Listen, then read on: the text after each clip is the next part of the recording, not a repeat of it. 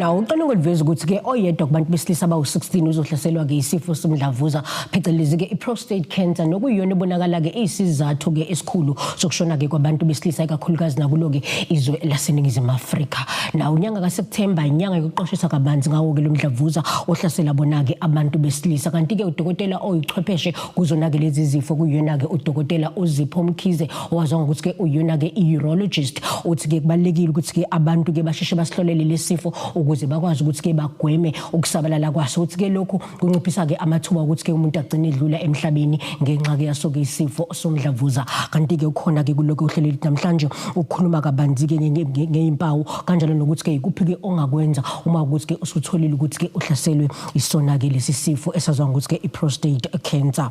Angikubingelele mbukeli, igama lami nguSimangeli, isibongo sami ngwakachirwa, ubukela uhlelo iKZN News Talk. Angike-encourage ke mbukeli iKZN News Talk, do engage with us, sebenzisa ke inkundla zethu zokuxhumana ukudlulisa ke ukuphala kwakho ke kusona ke nje isihloko esibalekile esikhuluma ngaso ke kulo ke uhlelo lethu iKZN News Talk ku Facebook suyena ke uKZN News Talk, kanti na ku X ungaphinde futhi ke udlulisele ke uphala kwakho siphinde futhi uyena uKZN News Talk. Uvula khombukeli lubalekile kakhulu kulona ke nje uhlelo lethu uDokotela Mkhize, kwintokozo enkulu ukuthi sibe ube nathi ke ohlelweni lethu asikubukele kuKZN News Talk. Ngiyabonga Sima, ngibingelele kuwena, ngibingelele nakubabukeli emakhaya. Kwintokozo enkulu ngicabanga ukuthi ke Dokotela Mkhize ngaphambi kokuba siqhubekele phambili asikunikeze leli thuba ukuthi mhlambe sikhumbuze umbukeli ukuthi mangabe sikhuluma nge-prostate cancer, umdlavuza ohlasela abantu besilisa, sikhuluma ngani? Okay, ngicabanga ukuthi ngaphambi ukuthi sikhulume nge-prostate cancer kufanele siqale sikhulume nge-prostate ngoba i-prostate abaningi baphambanisa ukuthi yini prostate cancer. Okay. So i-prostate yona kuyinto ephakathi kumuntu wesilisa eyisitho esilapha esihlezi phambi kwesinye somuntu wesilisa. Ilokho ngokwesilungu esikubiza nge-reproductive gland, ekuthiwa i-accessory reproductive gland. Kusho ukuthi into esizayo ngenzalo yomuntu wesilisa. Okay. Kusho ukuthi i-prostate wonke umuntu wesilisa uzozalwa nayo, and umsebenzi wayo ukuthi isize ngenzalo. Okay. Kodwa ke kuhambeni kwesikhathi as umuntu wesilisa ekhula ungaba khona okukhulayo okungalungile phakathi, lokhu ke esikubiza nge-cancer. Okay, asingeneni kuyona sichaza ukuthi mangabe sikhuluma ngawo lo mdlavuza sikhuluma ngani?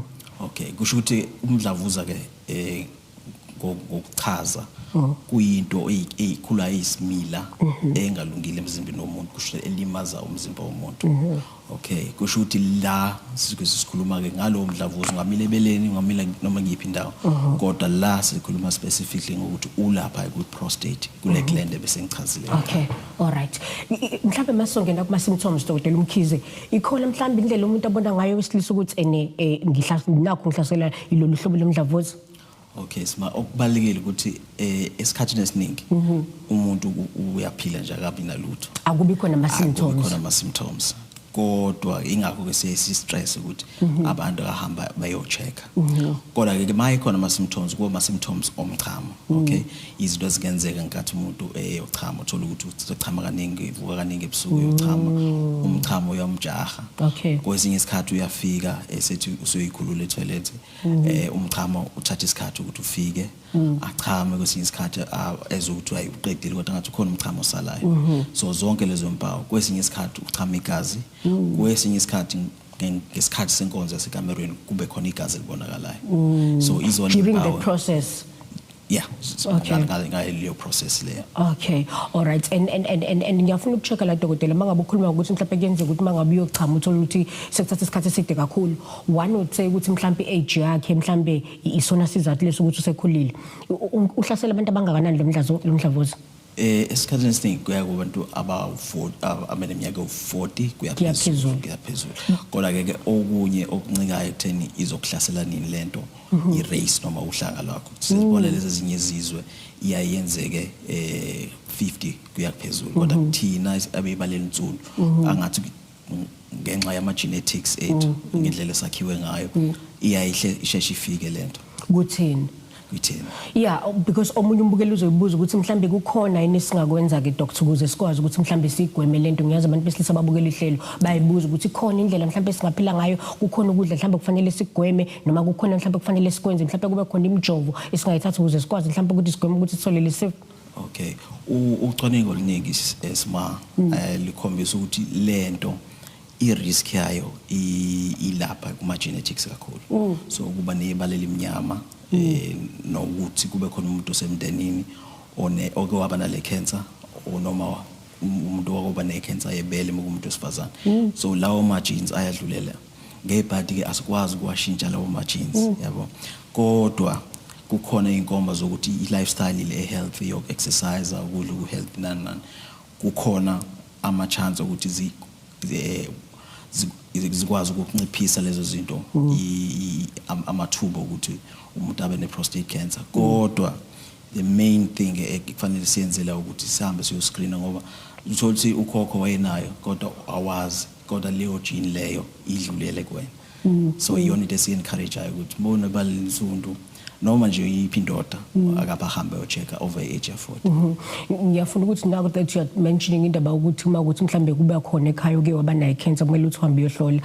Siyazi udokotela kule nyanga esikuyona sisenyangeni futhi abantu bebala elimhlophe pheceleza ama-albino.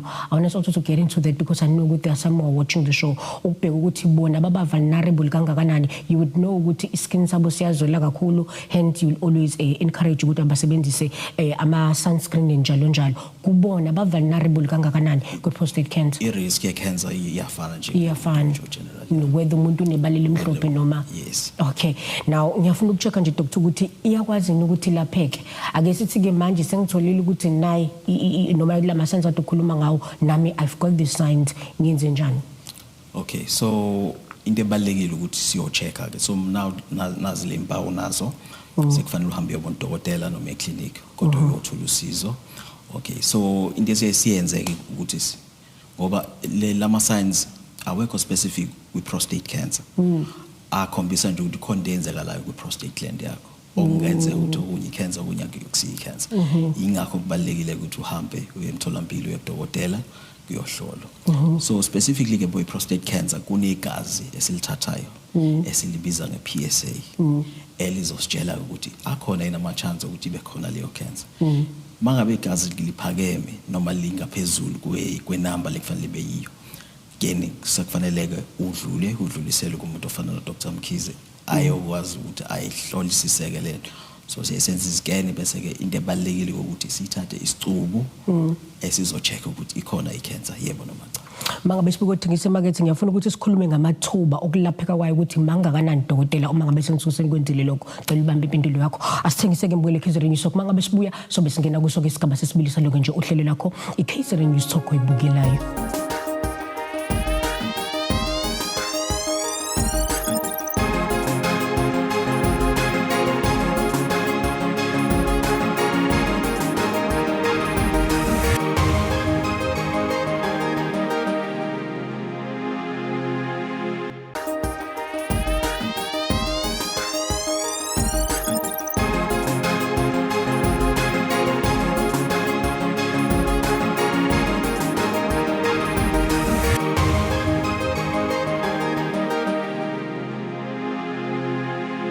Sibingelele mbukeli sikwamukele kusoke isigaba sesibilisa lokho nje uhlelo lakho iKaizer News Talk oyibukela. Igama lami nguSimangele, isibongo sami ngwakachirwa. Ngikhumbuza ukuthi uhlelo loludlala njalo ngoLesibili isikhathi sisodwa 7:30 kwintandokazi kamabona kude wakho i1 KZN TV and on DStv we are channel 261. Uyakwazi ke kubona ukusuka nokuhlala kwaloko nje lolu hlelo esikuthulela lona lana so sinehambeli ehlukahlukene ezithinta nje ihloko ezikuthinta ngqo wena mbukeli weKaizer News Talk. Namhlanje sinaye ke udokotela ozipho zonke ovela kusona ke isibhedlela esimele okuyona ke iMelomed Hospital oyona ke i-urologist. Sikhuluma naye ikakhulukazi njengoba sikuyona ke inyanga kaSeptember nokuyona ke inyanga kaMandulo, inyanga isibheka kuyona okuyona ke umdlavuza ohlasela abantu besilisa ikakhulukazi okuyona ke i-prostate cancer. Sikhuluma ngayo ikakhulukazi njengoba uyena ke ungqondo kusona ke lesi sifo esikhuluma ngaso ke kuloke nje uhlelo lethu. Ngiyafuna ukuthi kunikeze leli thuba dokotela just to explain to us ukuthi amathuba okulapheka kwaso mangakanani lesifo. Siba amathuba okulapheka kwe-prostate cancer ngenhlanhla iyona cancer ecishe lapheka kunawo wonke esinawo. Kodwa inkinga esiba nayo ukuthi amadoda abamanqika afika late yabo but mayitholakele kahle nje ziningi ngalendlela indlela zokuyilapha le cancer. And I would want to use this opportunity just to encourage amadoda abukele lo hlelo ukuthi kubaleke kangakanani basukume in light of what you are saying ukuthi most of the time bangqanga ukuthi beze bezohlola.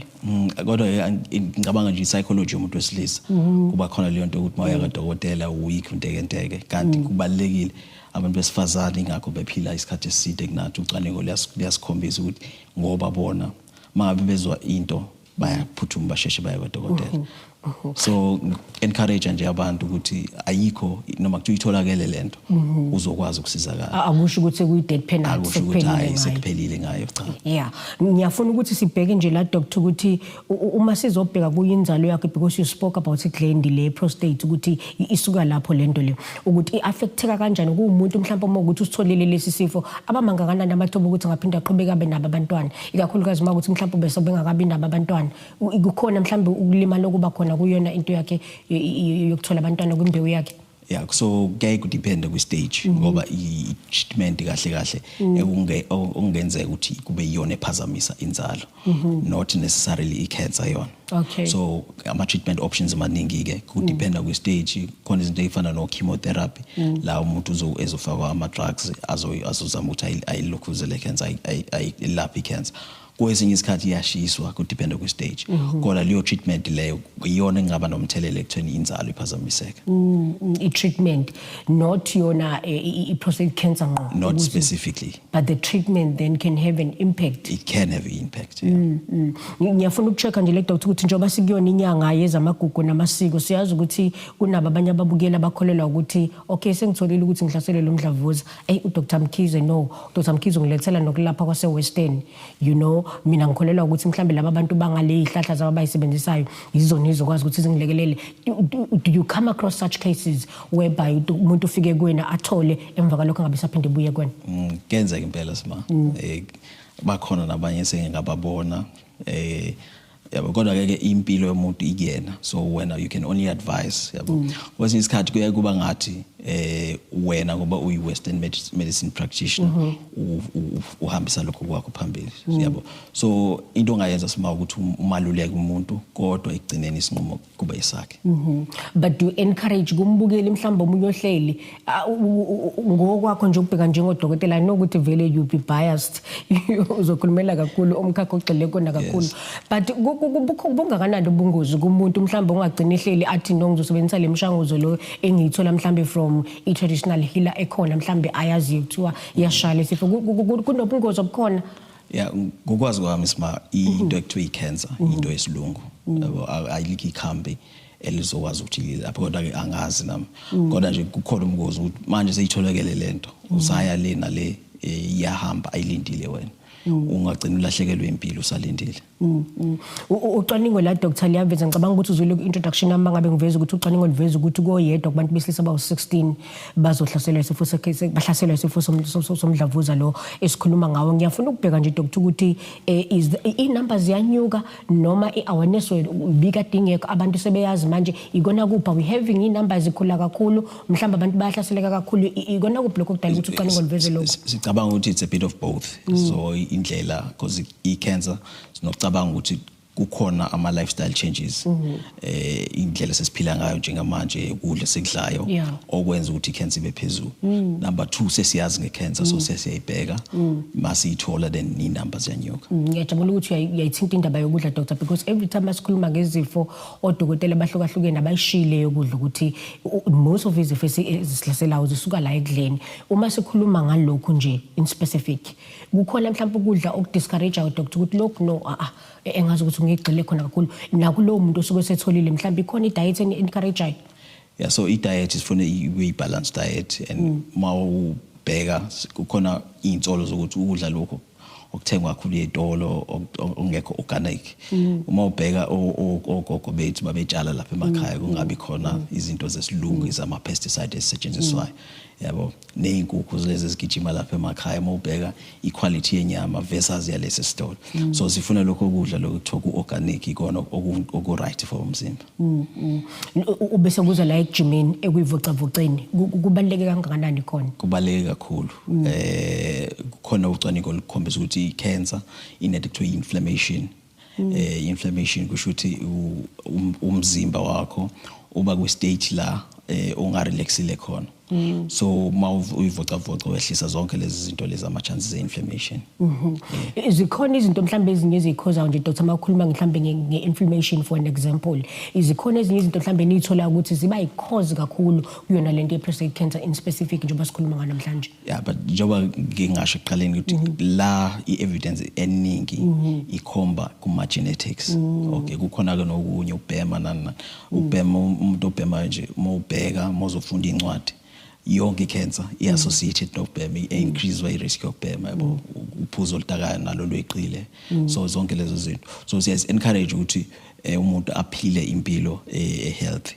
Kodwa ke that being said sma akusho ukuthi omunye uzothi ayi mina ngigijima comrades ngi-healthy yonke into yami right, so why should I worry about prostate cancer? Noma ungaphila leyo lifestyle right healthy esiyi-encourage kodwa lokugula kusengafika.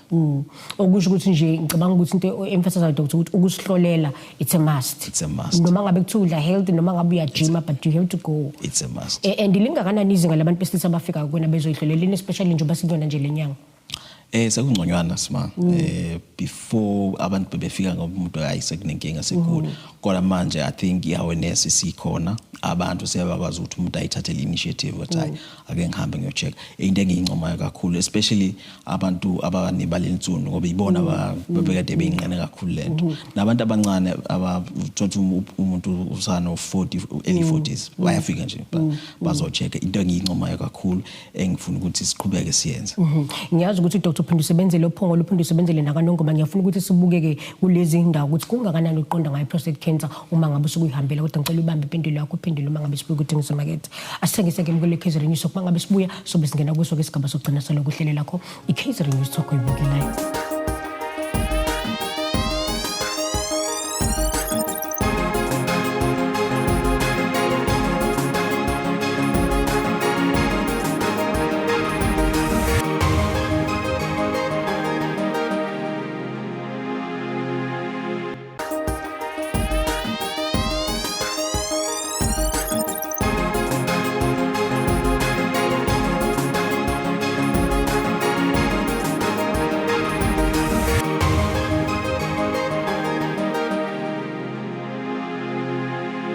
Asibingelele mukeli sikwamkeleke kusoke isigaba sokugcina salo uhlelo esikuthulela lona osukwini namhlanje ubukela yona ke iKZN News Talk ngigqugquzeleke mukeli ungadlulisa ke ukuphala kwakho kusona ke isihloko esikhuluma ngaso ke kuloko sukula namhlanje ku Facebook so KZN News Talk kanti ku X siphinde futhi buyena uKZN News Talk uvula kumbukeli lubalekile kakhulu kuloko nje uhlelo lethu ngiyafuna ukubheka la doctor ukuthi kulezi indawo usebenzela kuzona indawo esithatha ngokuthi indawo esemaphandleni kungakanani uqonda khona kubantu besilisa ngalesi sifo esikhuluma ngaso.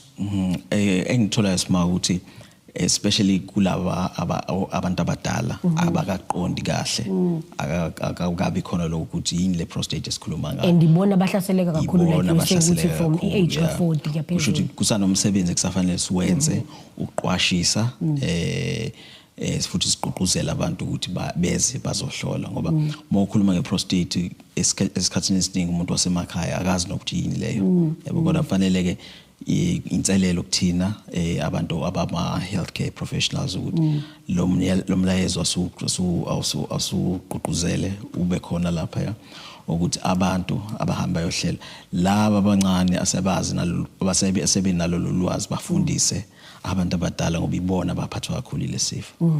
And usually nje mhlambe Dr. kumuntu mawusuku usumtshela bayibakumukele kanjani abantu besilisa mangabe usukumtshela ukuthi no uhlaseleke ngalesi sifo ikakhulu kanje ngoba makuphatha igama le cancer most of us we think ukuthi ukuphela kwempilo yami lokho and also looking at some cases ama success cases akho mangakanani from what you deal with on daily basis. Ushuthi sima indaba yokwamukela i-diagnosis ye-prostate also dependa ekutheni wena umuntu ubomprepare kanjani before wenze wonke lama test yabo ngoba into ebalekile nathi as a healthcare professionals ukuthi umuntu simprepare mentally for whatever outcome engaba khona yabo. Okay, so into ebalekile side lethu ukuthi umuntu sikwazi ukuthi simqhuquzele simazise futhi ukuthi imapha ama options akhona yabo. So la kwe prostate cancer ngeke ngibatshele abantu ngingaqambi futhi amanga siba ukuthi usizo lukhulu luningi depending on the stage siyakwazi nje silapha. So mina sengilapha inqwaba yabantu ne prostate cancer bakhona mhlawumbe ababukele bazokutshela, but initially umuntu unthola ukuthi uyasaba kodwa ke sifanele simbambe ngesandla azayiqeda treatment. And I guess what you're trying to emphasize, Dr. ukuthi amathuba ukuthi abantu balapheke maningi kakhulu siba, as long as lento siyibamba early. Just to ukukhumbuza umbukeli ukuthi uDokotela Mkhize useMelomed uspecialize in what and what kulabo abangafisa bezohambela uDr. Mkhize? uDr. Mkhize uspecialize ku-urology. So umuntu uzoyibuza in urology, so mina ngibhekene nezinto efana nama kidneys, ibladder, so lekuhamba khona nje umchamo, bese ngibheka into ekuthiwa sexual or reproductive health yabantu besilisa.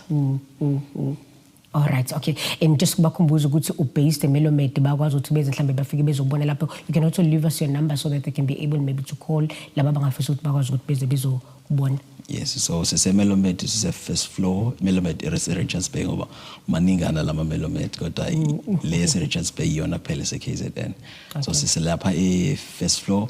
Angazi nje inamba yami ngishare noma ngishare ecideni. Yes, you can leave it, Dr. Kinking. Ngawuvele simaphethele nalohlelo lethu. Okay, so inamba ethe office ithi 035 bese kuthi 7721779.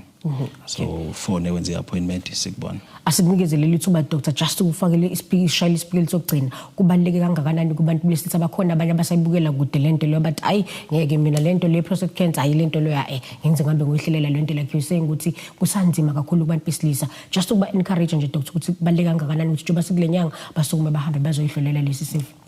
Ngiyayithi impilo yinye esma.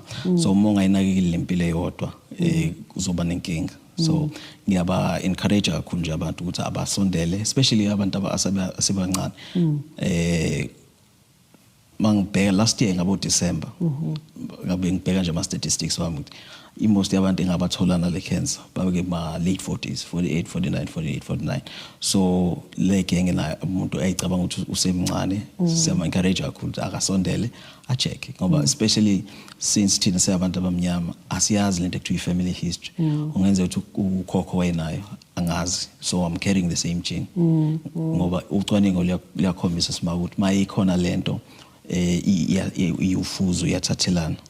So mawungazi ngamani uhambe uyochecka because it might happen ukuthi goka kathi umkhulu akacheckanga wadlula nje emhlabeni mhlambe edlula ngayo kodwa wayengazi. Wayengazi. Asibonge kakhulu ukukhabazela ngesikhathi sakho siphesona kuluhlelo lethu. Yabonga kakhulu sifana. Mbukele KZN News Talk sifinyelele konaka amaphethelo aluhlelo besithulela lona nosukela namhlanje. Usimangelo kaChiro ngahamba nalo lonke ithimba le KZN News Talk. Asiphinde futhi ke hlangana. Bye.